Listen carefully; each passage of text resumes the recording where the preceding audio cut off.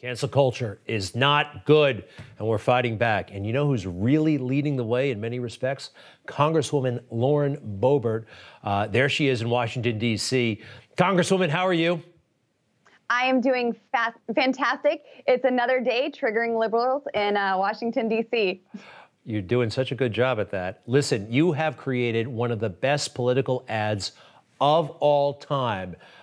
It's incredible. It's impactful. I'm going to show it to everybody now, and then we'll talk. Welcome to Fort Pelosi, where Democrats decry walls from within their own heavily guarded razor wire wall. Democrats don't want to protect you because they don't care about you, but they'll spare no expense protecting themselves. We will not build a wall. No, there will not be another foot of wall constructed in my administration. I'm not for a wall. I'm not for a wall. It's time to cut the crap and remember, this is the people's house. Madam Speaker, tear down this wall. Amazing. Well done. What's the reaction been? I understand that some people out there don't like it. I think it's great. Congresswoman? Well, the reaction is people are tired of seeing their house, the people's house, heavily guarded with National Guards, miles of razor wire, and this massive border wall around Fort Pelosi. Of course, those on the left are a little triggered. I think Lauren Boebert for prison was trending #1 for quite some time yesterday. It sure was. We've got actually visual proof of that. Let's put it on the screen. I don't understand the tie-in, by the way. There you were, #1. Anyway, forgive me. Continue. The Democrats cannot stand a strong woman who's going to stand up against their narrative, who's actually going to come to Washington, D.C. and promise the people to do exactly what they promised the people to do. That's what I'm doing here, and they want to do everything that they can to stop me, to silence me. But I refuse to bow down to this cancel mob that is ruling D.C. and is trying to take over America. So Nancy Pelosi, the speaker, has implied that she is at physical risk or something in your presence. Have you ever met her? In the old days, I guess everybody got sworn in by the speaker, but have you ever actually seen her face to face? I mean, had a discussion with her? I have not had a discussion with Speaker Pelosi. I've seen her a couple of times in person, and I got to tell you, her hair looks great. I don't know where she's getting it done, but it's on point. Okay. Listen, by the way, this is you're raising money off of this, which you have to do when you're in Congress. At the end of that message, there was a way to contribute. A lot of people were tweeting positively about this. How has it been in terms of raising cash, which is a necessity in politics these days? I love taking what Democrats meant for evil and turning it for good. The people were flooding in with support for me because they know that they have a fighter here. They know that I am going to speak up for them. I'm going to defend their rights. We have Democrats who are trying to defund our police. They want to slash our Second Amendment rights. They are trying to put men in women's sports and men in women's bathrooms and put parents at risk of having their children taken from them with the Equality Act. They're putting our children and our children's children further and further into debt with these ridiculous spending packages that they are slamming through without any committee hearings. And I'm here to stand on the House floor and call out their bullcrap so the American people know that I am here in their best interest, speaking on their behalf. I'm their voice here. And they are helping me tremendously, and I'm so grateful for it. Is there any reaching out? Is there any compromise? Is there any across the aisle work that can be done? I admire what you're doing. I think it needs to be done. But are you convincing anybody, any of your colleagues, your Democrat colleagues? Greg, here's the thing. Right now, there's no such thing as bipartisan in the House of Representatives. We are not getting a Republican bill to the floor to vote on. I've submitted bills. I've submitted several of them. I've submitted amendments to bills.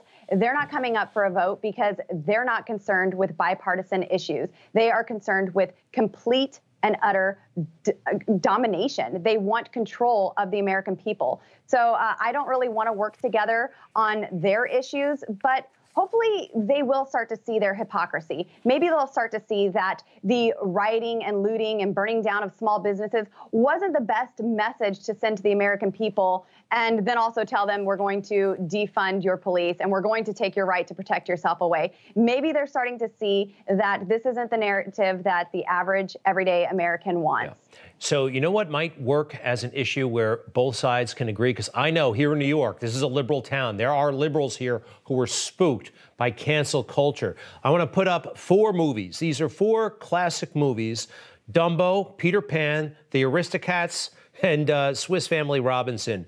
I don't know if I hope you can see them, Congresswoman. Which one of these movies do you think is now has a warning that it could be racist and it could trigger people? Of those 4 movies, care to guess? Oh, goodness, probably all 4 of them. Bingo, you're right. It was a trick question. Congresswoman, let's try Dumbo first of all. Dumbo, 1941. The movie features a group of crows, according to reports, with blackened faces. I've looked at the pictures. They look just like black birds. And tattered clothing imitating ridiculed enslaved Africans. The lead crow is named Jim Crow. I mean, look, 1941 was a different time, but this is a classic movie. I want to just get to one other. Yeah, go ahead, please. I got to tell you, Greg, I fully support this cancel culture of crows, and we have Congressman Jason Crow in Colorado that I think needs to be on the chopping block next here for this. I mean, he has got to do something about that last name. We got to get that taken care of immediately. There are people who could be triggered by that. I mean, obviously, Jim Crow, right? I mean, I'm very offended. We definitely have to, and at least put a warning when people meet him, and that's what they're doing for these movies, by the way. If you got Disney Plus, you get a big fat warning. It comes up. This program includes negative depictions and/or mistreatment of people or cultures. These stereotypes were wrong then and wrong now. Give me a break. Everyone is in the CYA mode. I don't know. I don't know anybody who takes this seriously, but it keeps coming at us, Congresswoman. What do you think? Cancel culture has been around since the beginning of time. I mean, you go back to the book of Genesis, and Cain canceled his brother Abel. We see it all throughout the Bible with Shadrach, Meshach, and Abednego. They were canceled for not bowing down to the king. They tried to cancel the apostles. They tried to cancel the early church. They're still trying to cancel Christians. The unfortunate part about cancel culture is it causes our neighbors to always be on alert for what's wrong and what they could be trying to shame somebody for next. I would much rather see the good in people and turn their shame into glory rather than just trying to cancel them at every chance I had. So, Congresswoman, we watched your ad here in the office, and some folks on the train I saw watching it. It's great, but not everybody knows your reference. Speaker Pelosi, tear down this wall. Not everybody's old enough to remember Ronald Reagan when he was in, I believe, Berlin, and this was that moment. Mr. Gorbachev, tear down this wall. It was beautiful. And you know what? I think President Reagan would be proud of you. Forgive me, but I do. President Reagan may be just a little bit better of a statesman than me. He said it a little more calmly. But, you know, the American people are ticked off, and so am I. And I think it's offensive to them.